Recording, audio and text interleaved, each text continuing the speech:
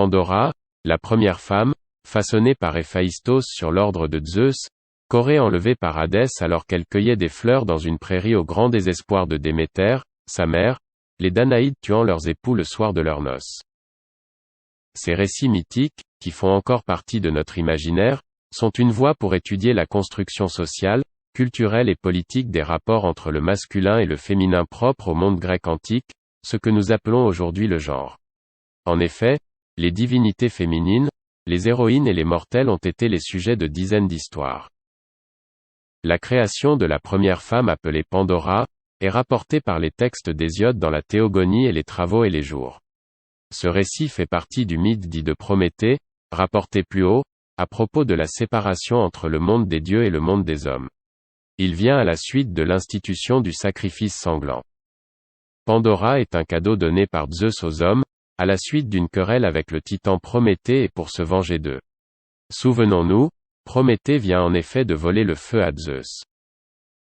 Courroucé, Zeus lui dit, « Fils de Japet, Prométhée, qui en sait plus que tous les autres, tu ris d'avoir volé le feu et trompé mon âme, pour ton plus grand malheur, à toi comme aux hommes à naître, moi, à la place du feu, je leur ferai présent d'un mal en qui tous, au fond du cœur, se complairont à entourer d'amour leur propre malheur. » Il dit et il éclate de rire, le père des dieux et des hommes, et il commande à l'illustre Héphaïstos de tremper d'eau un peu de terre sans tarder, d'y mettre la voix et les forces d'un être humain et d'en former, à l'image des déesses immortelles, un beau corps aimable de vierge.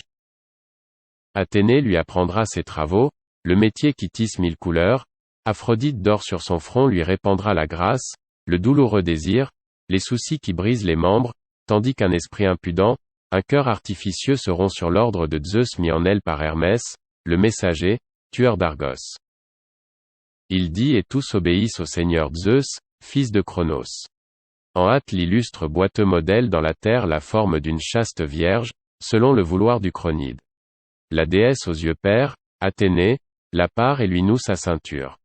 Autour de son cou, les grâces divines, l'auguste persuasion mettent des colliers d'or, tout autour d'elle, les heures aux beaux cheveux disposent en guirlandes des fleurs printanières, Pallas Athénée ajuste sur son corps toute sa parure. Et dans son sein, le messager, tueur d'Argos, crée mensonge, mots trompeurs, cœur artificieux, ainsi que le vœu de Zeus au lourd grondement. Puis, héros des dieux, il met en elle la parole, et à cette femme il donne le nom de Pandore, parce que ce sont tous les habitants de l'Olympe qui, avec ce présent, font présent du malheur aux hommes qui mangent le pain. La première femme est donc façonnée avec de la terre et de l'eau par le dieu Héphaïstos, comme une invention technique et un produit artisanal, tout à la fois œuvre d'art et artifice. Puis elle est parée de vêtements et de bijoux par toutes les divinités. Ce beau mâle, Calonne Cacon, comme la qualifie le texte, a toutes les apparences de la séduction de la jeune fille à la veille du mariage, mais elle cache un cœur trompeur et de nombreux autres défauts, que le texte d'Hésiode narre complaisamment. Par exemple, les femmes sont perpétuellement oisives à la maison, comme des faux bourdons remplissant leur ventre des produits récoltés par le labeur des autres, alors que les hommes sont les seuls à travailler. Leur fonction de reproductrice est oubliée, mais leur constant désir sexuel qui consume les hommes est souligné. Les peines, Paunois, des femmes que sont les douleurs de l'accouchement ne sont pas non plus évoquées. Seuls les hommes éprouvent les peines du travail agricole. Bref, le récit instaure une asymétrie totale entre les sexes masculins et féminins, et non un partage ou une complémentarité des rôles. Ainsi, le mythe grec conçoit la femme comme un être distinct et étranger, le premier exemple de sa race ou de son espèce, ce que les Grecs appellent le génos gynékon, que l'on traduit souvent par la race des femmes. La première femme de la Théogonie et des Travaux et les Jours d'Hésiode n'est pas la mère de l'humanité, mais seulement la mère des femmes. Les textes d'Hésiode s'imposent dans la pensée grecque, comme récit de la création de l'ordre actuel du monde et comme base des valeurs hellènes, où justice, dike, et démesure, hubris, s'opposent. La négativité extrême du mythe de Pandora est ainsi le point de départ et le fondement d'une attitude constante, vis-à-vis de cette autre importune et dangereuse qu'est la femme. De Sémonide, poète archaïque, à Euripide, auteur tragique athénien du 5e siècle, la créature voulue par Zeus et la race tout entière des filles de Pandore, le génos gynékon, menace l'unité de la société masculine. Cette fidélité au mythe hésiodique est née bien sûr de la rencontre entre un texte fondateur et une pratique politique, l'exclusion des femmes de la cité, où elles n'ont aucun statut civil ni politique. Cette permanence du discours sur l'origine unique des femmes est d'autant plus remarquable que prolifèrent dans les cités, nous l'avons vu, les discours sur l'origine du premier homme. Plusieurs mythes peaufinent la représentation grecque du féminin. Nous avons évoqué le récit de la naissance du premier Athénien du nom d'Erirtonios. En quoi ce mythe concerne-t-il la place des femmes dans l'imaginaire athénien? En faisant naître le premier Athénien de la terre, Gê, et non du ventre d'une femme, le mythe a pu être lu comme un déni de la maternité des femmes. Aucune mère humaine n'a porté Erirtonios, et de surcroît, cet enfant va être élevé par une déesse Parthénos, Athéna, qui reste en dehors du mariage et de la maternité. Élever Erirtonios, pour Athéna, c'est l'installer sur l'acropole sous la surveillance des 3 filles de Cécrops, et en faire le roi d'Athènes. Les peintures sur les vases grecs représentent Gê, la terre, tendant le nourrisson à Athéna pour qu'elle le reconnaisse, comme un père de famille le fait pour son enfant à Athènes, et l'élève. Ce mythe serait donc une manière très subtile de se passer des femmes pour faire naître le premier Athénien, et au-delà, de penser la reproduction sans les femmes. Une autre lecture toutefois est possible. Elle s'arrête sur le motif de la maternité de la terre, non pas en la mettant en concurrence et en l'opposant à celle des femmes, mais en faisant le signe de l'attachement contraignant du citoyen au territoire de la cité. Ainsi, le mythe d'autochtonie athénien ne mettrait pas en scène une mise à l'écart des femmes par des hommes effrayés par la puissance féminine de procréation, mais il serait une manière de construire une relation plus étroite et personnelle avec le territoire habité. Ce mythe est bien au cœur de la rhétorique politique et patriotique de l'Athènes classique. Cet exemple peut donner un aperçu de la variation des interprétations d'un mythe, en fonction du contexte intellectuel des recherches. Un deuxième mythe, qui raconte la dispute entre Athéna et Poséidon pour obtenir la souveraineté sur Athènes, permet de s'interroger sur la manière dont les Athéniens justifiaient la place, ou plutôt l'absence de place, des femmes dans la vie civique. Il est transmis par saint Augustin, auteur latin qui a vécu à la fin du IVe siècle et au début du Ve siècle après Jésus-Christ. Dans ce passage de la Cité de Dieu, 18, 9, saint Augustin commente Varron, auteur latin du 1er siècle avant Jésus-Christ. Voici selon Varron pourquoi Athènes a reçu son nom, qui dérive manifestement de celui de Minerve, en grec Athéna. Un olivier avait fait soudain apparition, tandis qu'à un autre endroit jaillissait de l'eau, prodige qui étonnèrent le roi. Il envoya consulter Apollon de Delphes, pour s'enquérir de ce qu'il fallait comprendre et de ce qu'il fallait faire. Apollon répondit que l'olivier signifiait Minerve et l'eau Neptune, et qu'il dépendait des citoyens de décider laquelle des deux divinités, dont c'étaient là les emblèmes, donnerait de préférence son nom à la cité. Ayant reçu cet oracle, Cécrops convoqua pour qu'ils donnent leur suffrage l'ensemble des citoyens des deux sexes. C'était alors l'habitude en ce pays, que les femmes aussi participent aux consultations publiques. On prit donc l'avis de la masse et les hommes votèrent pour Neptune, les femmes pour Minerve. Et comme il se trouvait une voix de plus du côté des femmes, Minerve fut victorieuse. Alors Neptune en colère, ravagea de ses flots le pays athénien.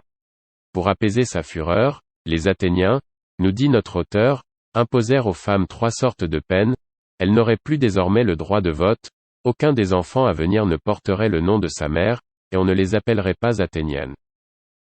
Ce mythe où Athéna et Poséidon se disputent la souveraineté sur Athènes, nous renseigne à la fois sur l'origine de la démocratie masculine, et, allant de pair, sur la perte de leurs droits par les femmes. Cécrops, le premier roi d'Athènes, a mis non seulement fin au vote des femmes pour instaurer une démocratie exclusivement masculine, mais aussi à un état de promiscuité sexuelle où seule la filiation maternelle était reconnaissable. La filiation paternelle rendue possible par le mariage, dont Cécrops serait également l'inventeur, et le pouvoir politique réservé aux hommes sont les 2 principes fondateurs de la démocratie athénienne. Mais on pourrait l'exprimer autrement, la filiation maternelle et le vote des femmes sont les signes d'un état de sauvagerie antérieur à la cité, en quelque sorte pré-politique aux yeux des Grecs de l'âge classique. Certes, il reste que le vote des femmes a permis le choix d'Athéna comme divinité polyade, protectrice de la cité. Mais la part du féminin dans cette déesse est mesurée. C'est une déesse guerrière, sans mère puisque Zeus a avalé la déesse Métis, intelligence rusée, avant de faire surgir sa fille tout armée de son crâne. Elle-même est une parthénos, ce terme désigne le statut d'une jeune fille jusqu'à la procréation d'un enfant. Elle refuse le commerce des hommes, acquise en tout au mal sauf pour le lit. Elle est la fille préférée de Zeus, souverain de l'Olympe et père de tous les dieux, et prend toujours son parti. Elle est enfin l'enfant qui aurait pu détrôner Zeus s'il avait été un mâle. L'ambiguïté d'Athéna fait qu'il est difficile de voir dans son élection, une victoire des femmes.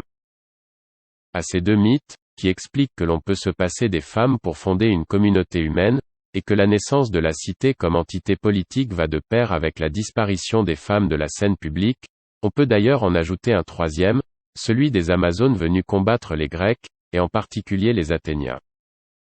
Dans le monde grec antique, ces mythes ne sont pas des lectures pour érudits. Ils sont présents dans la vie quotidienne de la cité de bien des manières, comme les rituels qui entourent le culte d'Erirtonios, ou celui de Cécrops sur l'acropole, les discours des orateurs à l'assemblée, les murs peints d'un portique où l'on vient de viser. Ils sont pour la cité une manière de se façonner un passé, mais ils font partie aussi de la construction de l'idéologie politique au Ve siècle. On comprend mieux ainsi, sur quel fond de représentation mythique s'enracine la remarque de Périclès faite aux veuves des citoyens athéniens morts à la guerre, dans l'oraison funèbre qu'il prononce en 431. Et s'il me faut rappeler à celles qui vivront désormais dans le veuvage, quelles sont les vertus que l'on attend de leur sexe, j'exprimerai en une brève exhortation tout ce que j'ai à dire, on vous tiendra en haute estime, si vous ne vous montrez pas inférieur à votre nature de femme, et si vous vous conduisez de telle sorte que les hommes parlent de vous le moins possible, soit pour vous louer, soit pour vous critiquer. La violence est très présente dans les mythes au féminin, et aussi bien la violence exercée à l'encontre des femmes que la violence exercée par les femmes elles-mêmes, thème qui trouve des échos dans le monde contemporain. Les cités grecques bruissent de mythes portant sur toutes les obligations des femmes, depuis l'enfance jusqu'à la mort. Celles qui y dérogent sont certes des héroïnes dont l'histoire est portée sur la scène de théâtre, telles Médée, Clytemnestre, Phèdre, Antigone ou Hélène, mais leur mort est certaine. On ne brave pas impunément les normes de la communauté. Parmi ces normes, l'obligation de se marier, pour une jeune fille comme pour un jeune homme, est rappelée par de nombreux mythes. Le mythe de Corée, connu par un texte très ancien, l'hymne à Déméter, est exemplaire. En résumé, Corée, fille de Déméter et de Zeus, joue avec les Océanides et cueille des fleurs dans une prairie. Alors qu'elle saisit un narcisse, la terre s'ouvre et le dieu Hadès en surgit avec ses chevaux. Hadès l'enleva, et malgré sa résistance, l'entraîna tout en pleurs sur son char d'or. Alors elle poussa des cris aigus pour appeler le Chronide, père suprême et très puissant. Mais personne parmi les immortels et les hommes mortels ne perçut ces cris. Les cimes des monts et le gouffre des mers retentirent aux cris de l'immortel, et sa noble mère l'entendit. Déchirante, la douleur s'empara de son cœur. Déméter, à la recherche de sa fille, va voir Hélios, le soleil, Hélios. L'enfant de mes entrailles, cette douce fleur dans toute la gloire de sa beauté, je viens d'entendre sa voix déchirante traverser les terres inlassables, comme si on lui eût fait violence. Le mythe est clair, l'enlèvement de Corée est placé sous le signe de la violence et du non-consentement. La jeune fille résiste, pleure, pousse des cris, appelle à l'aide, sa mère comprend qu'on lui fait violence. Les termes ne sont pas équivoques, le verbe traduit par faire violence, biazeshtai, désigne le viol. Zeus a donné Corée en mariage à Hadès, faisant partie de la Timée, pardonneur, du dieu, elle va devenir son épouse sous le nom de Perséphone. L'histoire d'Athènes connaît un événement semblable, raconté par Pausanias. La jeune Esra, fille du roi Pitthée de Trézène, est surprise par le dieu Poséidon, alors qu'elle se rend dans un sanctuaire d'une petite île de la côte de Trézène, pour accomplir un rituel sur le tombeau d'un héros, à la suite d'un songe envoyé par Athéna. La déesse Polyade d'Athènes est dans ce mythe, la complice de Poséidon. De l'union du dieu et d'Esra naîtra Thésée, le héros qui fonde la cité athénienne en tant que communauté politique. Plusieurs mythes racontent la métamorphose d'une jeune fille sur le point d'être violée. Ainsi, Daphné est une nymphe chasseresse qui refuse l'union avec le mâle.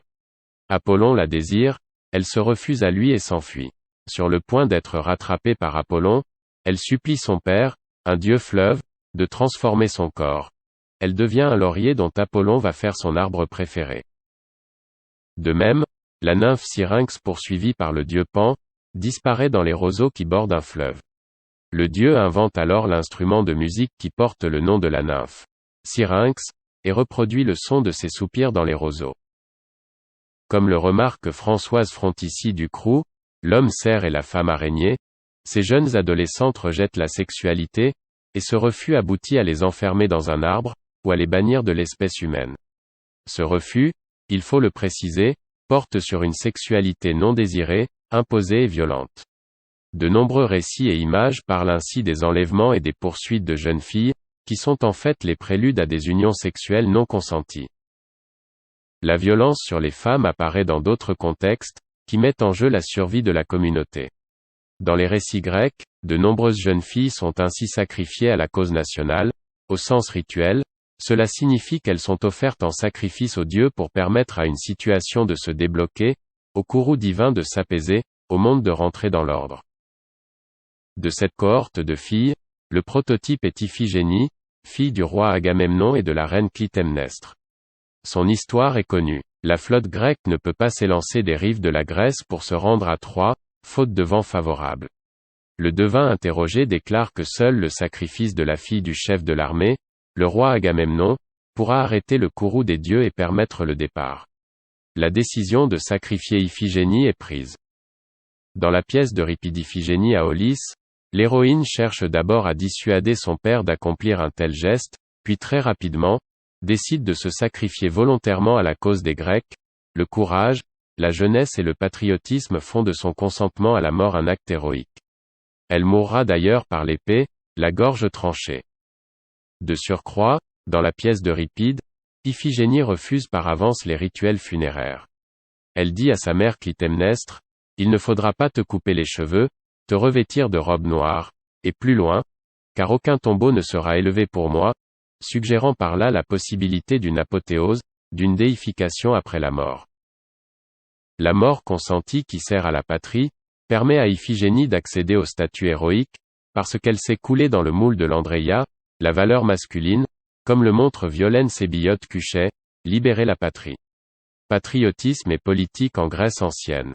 C'est au sens grec du terme, une belle mort, qui n'est pas réservée aux hommes. Dans cette culture où la violence est constitutive de la définition même du citoyen, un petit nombre de mythes met en scène des femmes violentes. Leur action se développe dans des cadres et à des moments précis, elle obéit à des règles. C'est une violence individuelle ou collective. La violence surgit tout d'abord à l'occasion de fêtes et de rituels réservés aux femmes, en particulier en l'honneur de Déméter et de Dionysos. Dans le cadre des thesmophories, fêtes que célèbrent les femmes pour Déméter et qui sont interdites aux hommes, deux récits voient les femmes se servir des instruments du sacrifice à des fins de violence contre les hommes. Le roi Bathos de Cyrène est ainsi châtré par les prêtresses de Déméter, alors qu'il assistait en cachette aux cérémonies, comme nous l'apprend Élien. Dans un autre récit connu par Pausanias, les Messéniens, citoyens de la cité de Mécène dans le Péloponnèse, tentent de prendre en otage des femmes de Laconie enfermées dans un sanctuaire de Déméter, mais les femmes repoussent les Messéniens, à coups de couteaux de sacrifice et de broches à rôtir les viandes. Ces récits ont des significations diverses, parmi lesquelles l'importance pour les hommes de garder le monopole du rite du sacrifice sanglant et du partage qui lui est associé, et la crainte que les femmes ne puissent le briser, prenant par là une place qui leur est toujours refusée, celle de citoyenne. Dans le cas de Bathos, le roi châtré, comme dans celui des Messéniens, guerrier valeureux mis en déroute, c'est bien l'Andreia, au sens à la fois de la virilité et du courage guerrier définissant le citoyen, qui est battu en brèche, mais une brèche vite refermée dans l'imaginaire grec, tant sont rares les récits de ce type. Les rites en l'honneur de Dionysos sont parfois l'occasion de laisser entrevoir la violence féminine, comme nous l'avons vu avec l'histoire des Bacchantes mise en scène par Euripide. Ce ne sont pas les suivantes fidèles du dieu accomplissant les rites prescrits qui sont violentes, mais bien les femmes qui refusent de célébrer le culte dionysiaque. Dionysos les frappe alors d'une rage frénétique, qui égare leur esprit. Ainsi les femmes de la cité de Thèbes, possédées par le dieu, se livrent-elles à une chasse à l'homme, la victime n'étant autre que le chef de la cité, le roi Panthée. La violence des femmes est alors présentée comme un instrument de la vengeance divine, Dionysos ayant voulu punir l'ensemble de la cité de Thèbes et son chef, Panthée, de n'avoir pas reconnu et accueilli son culte. Les formes de cette violence consistent à pousser à l'extrême les gestes habituels du rite dionysiaque, le sacrifice par diasparagmo, qui consiste à déchiqueter la victime, cette fois un homme en place d'un animal. Là encore, ce qui est en cause est bien l'Andréia de Panthée, son statut d'homme et de roi, chef politique par excellence. Dans de tels mythes, la violence des femmes est mise en scène à l'occasion de rituels qui, les laissant entre elles, leur procurent une certaine autonomie. Dans ces moments, les hommes peuvent imaginer toute forme de transgression de la part des femmes épouses et filles de citoyens, dans la mesure où ils sont exclus de ces rites. La violence dont sont l'objet les hommes de la cité, est destinée à les atteindre dans leur double statut d'être viril et d'être politique, les deux paraissant inséparables dans ces récits. Elle n'est en aucun cas une violence gratuite, mais répond à la violence des hommes qui ont outrepassé la règle religieuse, chacun à sa manière, Bathos en voulant à tout prix assister à une fête de Déméter réservée aux femmes, les Messéniens en assaillant un sanctuaire, lieu sacré et inviolable, Panthée en épiant les femmes qui font les bacchantes dans la montagne. La violence féminine se développe dans les récits à une autre occasion, le mariage. Le passage de l'état de jeune fille à celui d'épouse est marqué dans le monde grec par une série d'engagements, de rites et de pratiques de vie, et non par une décision unique d'ordre institutionnel ou religieux. Le caractère indéterminé de ce changement d'état, est d'autant plus surprenant que la reproduction du groupe des citoyens et la survie de la cité en tant qu'entité politique, sont presque exclusivement liées à la procréation d'enfants légitimes, et donc à la reconnaissance d'un statut d'époux et d'épouse. Des femmes vont user de violence pour marquer leur refus du mariage, mais cette violence est de façon plus claire encore que la violence rituelle, une réponse ou une contrepartie à la violence masculine. Le mythe le plus connu de violence à la fois collective et individuelle, est l'histoire des Danaïdes. Les 50 filles du roi Danaos, poursuivies par les 50 fils du roi Égyptos qui veulent les posséder de force, égorgent leurs époux le soir de leur mariage à l'exception de l'une d'entre elles, Hypermnestre. La violence des hommes, qui sont des cousins consanguins, est à la fois physique, la tragédie les nomme les déchireurs, et institutionnelle car les prétendants n'ont pas le consentement du père des jeunes filles, Danaos. Celle des femmes leur répond. Le cadre est celui d'une véritable guerre entre les hommes et les femmes, affrontement que le mythe s'efforce de surmonter pour que le mariage devienne un contrat ritualisé gommant toute violence, comme Marcel de Thienne l'a bien montré dans l'écriture d'Orphée. Un autre exemple de refus violent du mariage par la femme se trouve dans le mythe d'Atalante.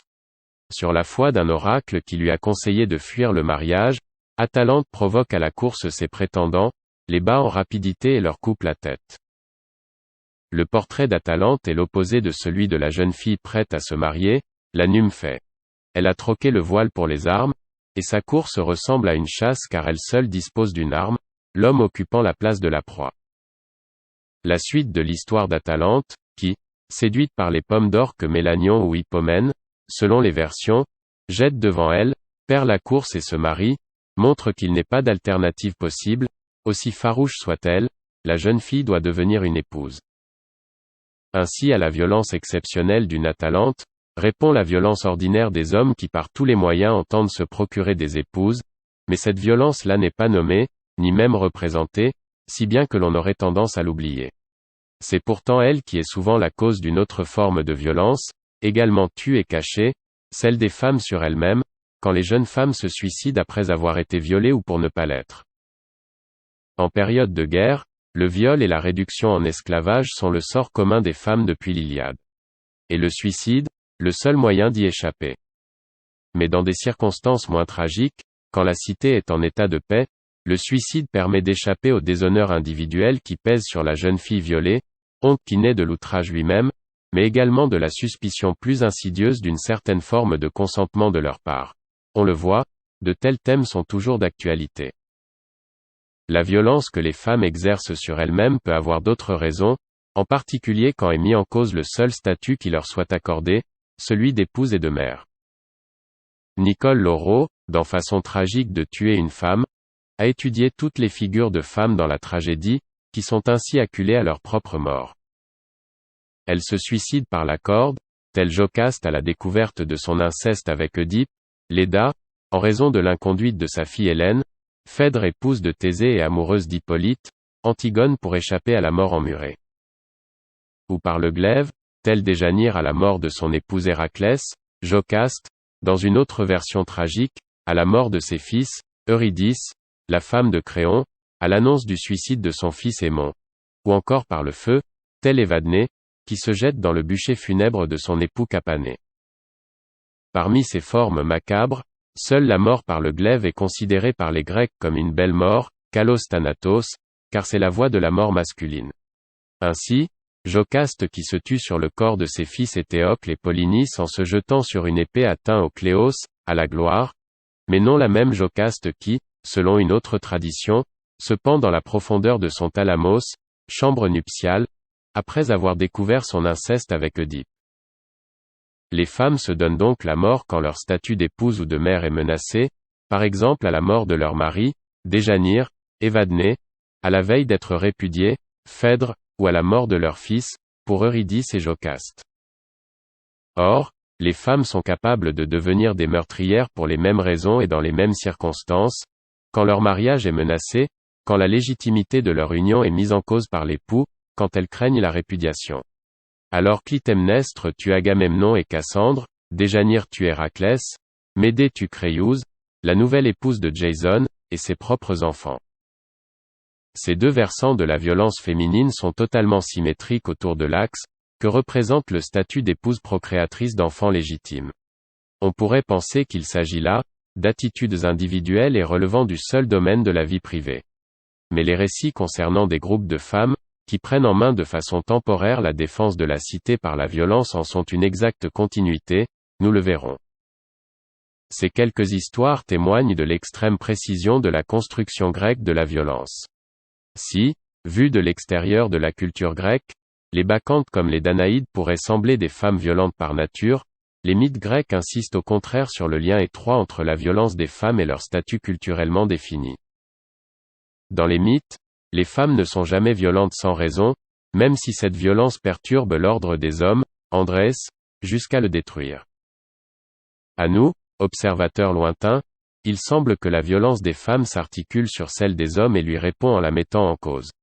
Or, dans la culture grecque antique, cette violence masculine vis-à-vis des femmes est minimisée, voire gommée, comme si elle était naturelle, et même constitutive de la définition de la citoyenneté. Le citoyen grec chasse, fait la guerre et viole. Et, comme à la guerre ou à la chasse, il y a des règles à respecter dans le rapport homme-femme, ni plus ni moins. La législation des cités prévoit par exemple, qu'un homme qui viole une femme paye une amende en fonction du statut de la femme, esclave ou libre, alors qu'un homme qui séduit l'épouse d'un citoyen peut être tué sur place en flagrant délit, à Athènes, ou être soumis à différentes peines infamantes et perdre sa qualité de citoyen, à Chimée. Le code de la cité de Gortyne en Crète, plus libéral qu'à Athènes, prescrit une amende de 100 statères pour le flagrant délit d'adultère avec une femme libre, exactement la même somme que pour le viol. Ce qu'il s'agit de défendre est l'intégrité de l'oikos, la maisonnée, et de préserver la légitimité de la descendance, pour permettre à la cité de renouveler son groupe de citoyens. Les formes de violence sont réprouvées quand elles sont le fait de non-grecs, de barbares, ou d'êtres mi-hommes mi-bêtes comme les centaures. Leur violence est gratuite et donc condamnable.